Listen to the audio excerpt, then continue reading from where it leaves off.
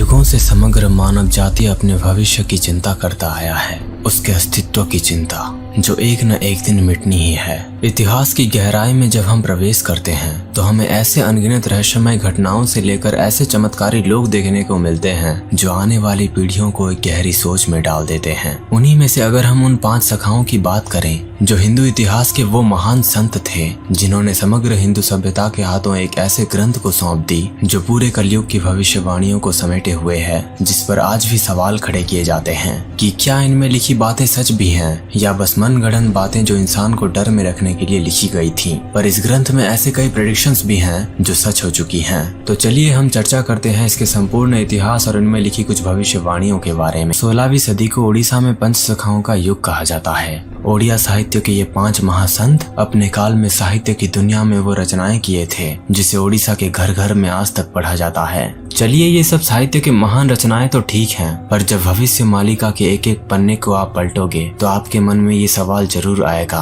कि भागवत प्रेमी और इतने बड़े भक्त और साहित्य के इतने बड़े महान रचनाकार और संत जिनके मुंह से असत्य कभी निकल ही नहीं सकता, वो कैसे इतने बड़े दावे करके पूरे कलयुग के भविष्य को पोएटिक फॉर्म में लिखकर वर्णन कर सकते हैं। कुछ तो जरूर होगा ना, कुछ ऐसी चमत्कारी चीज कह सकते हो या दिव्य दृष्टि कह सकते हो या उनके परमात्मा से साक्षात्कार कह सकते हो, क्योंकि लोक मान्यताओं के अनुसार वो दिव्य पुरुष और संत बन चुके थे जिनकी महिमा उस वक्त पूरे उड़ीसा में गूंज रही थी। वो ऐसे कौन से प्रेडिक्शंस थे जिन्होंने सबको एक गहरी सोच में डाल दिया। लेकिन उससे पहले हम उन 5 सखाओं को जान लेते हैं जिनके नाम है अनंत दास, यशोबंत दास, अच्युतानंद दास, जगन्नाथ दास और बलराम दास। और इन 5 में से सबसे प्रमुख जो थे वो थे अच्युतानंद दास, और इनको ही पंच सखाओं में श्रेष्ठ और मालिका के मुख्य रचनाकार के रूप में जाना जाता है। कहा जाता है कि संत अच्युतानंद दास ने अपने योग शक्ति के बल पर भविष्य ग्रंथ लिखा था, और ये भी कहा जाता है कि मालिका नाम की 21 लाख पुस्तकें हैं और ये सारे ग्रंथ ओडिशा के मठों, मंदिरों और जगन्नाथपुरी के महंतों से अलग रखी गई है। लेकिन अच्युतानंद दास ने भविष्य के विषय पर 318 किताबें लिखी हैं और इन्हीं पुस्तकों को अच्युतानंद मालिका के नाम से जाना जाता है। भविष्य मालिका के अनुसार ये समग्र संसार 3 चरणों से गुजर रही है। पहला कलयुग का अंत होगा, दूसरा महाविनाश होगा और तीसरे में एक नए युग का आगमन होगा।